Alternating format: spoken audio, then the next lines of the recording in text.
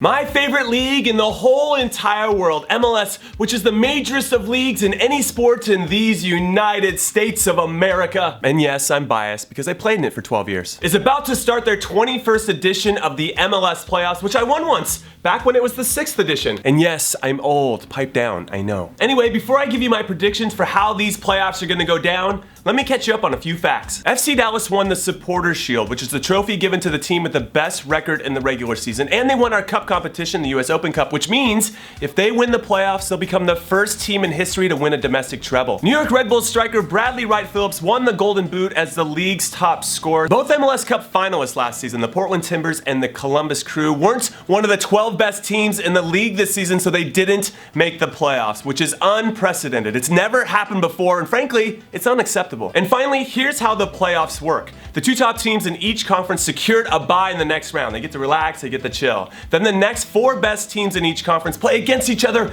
in a one-off knockout game for the right to join those other teams in the quarterfinals, which happens over 2 legs. Then they go to the semifinals, which happens over 2 legs. And then it's a one-game final, which is hosted by the finalists with the best regular season record. So see, the regular season does matter. Now I'm gonna talk about the good and the bad of all 12 teams and their chances, and then I'll give my predictions after all of that. Also, if you pick the 2 teams that are gonna be in the final and the winner of that game, then you'll be entered to win this game-worn jersey that I wore in MLS Cup when I won it with San Jose in 2001.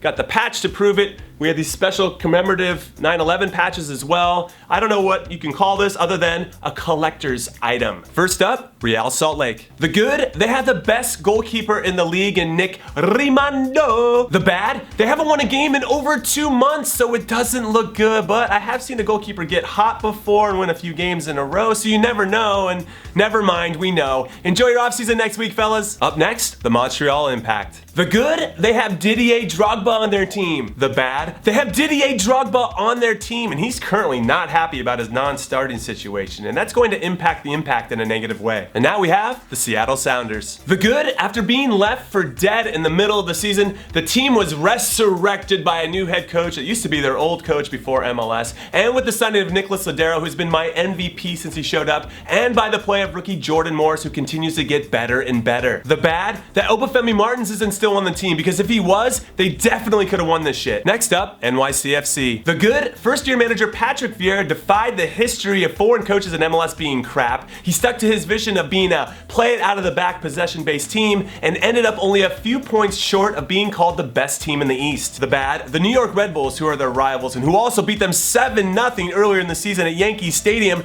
finished on top of the Eastern Conference, so NYCFC can't even be called the best team in the city. And now it's time for the LA Galaxy. The good, the Galaxy spend a lot of money on big-name players to try to be the first name that you think of when you think of MLS and clubs in the US, which is really a smart marketing move. But they also do it to win the biggest games, which is evidenced by them winning more MLS Cups than anyone else. The bad, their current form is poop right now, having won only once out of their last 5 games. Up next, my beloved Sporting Kansas City. The good, with a core of players like Benny Feilhaber, Graham Zusi, Roger Espinoza, and Matt Besler, who are all proven winners, they are capable of anything, and my heart says that they're gonna go on a good run. The bad, my head says after them being bang average this season, literally 13 wins, 13 losses, and 8 draws, 50-50 split bang average, it's not always as easy as you think to just turn it on when you want to. And now it's time for DC United. The good, their striker Patrick Mullins might be one of the most underrated players in all of MLS, as is frankly maybe their whole team. They just feel like nobody gives them enough respect. So if he's on and they're on, they can hang with anybody. The bad, after winning 4 straight games, they decided to play like crap in the last game of the regular season, a very forgettable 4-2 loss to Orlando City,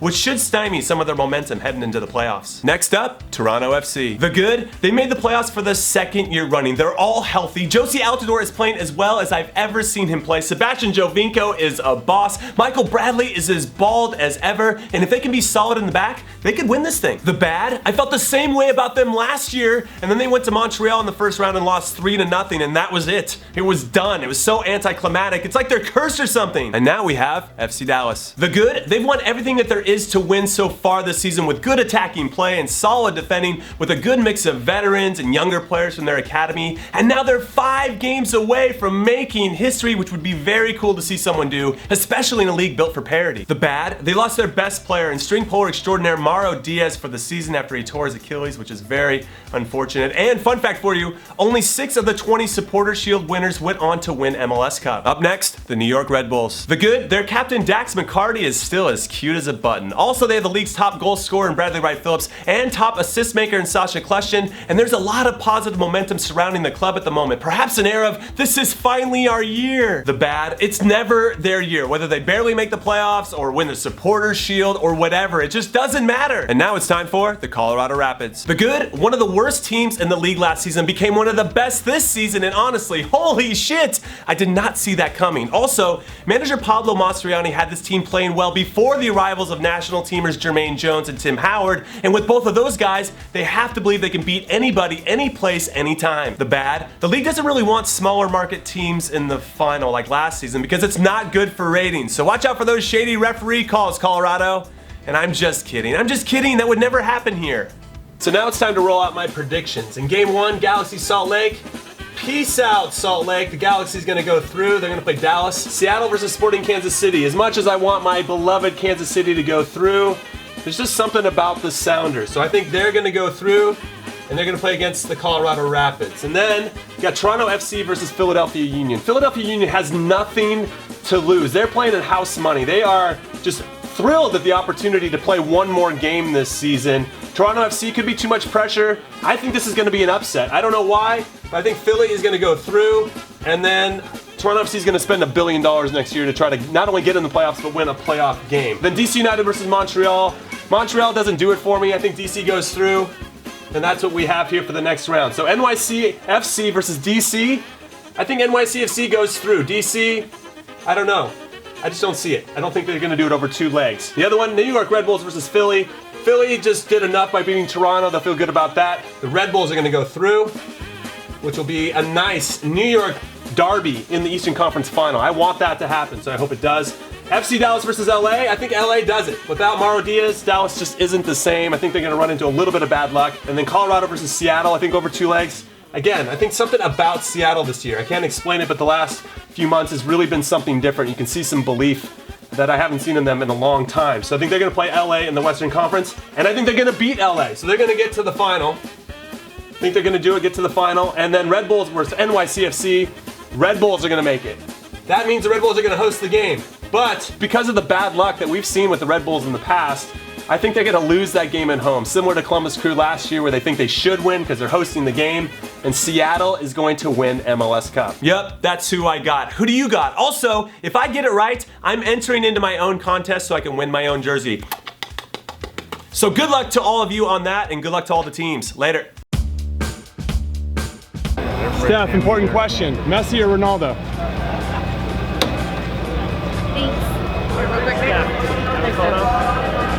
It's got to be Messi all day, every day. Guys. That's it. Messi or Ronaldo?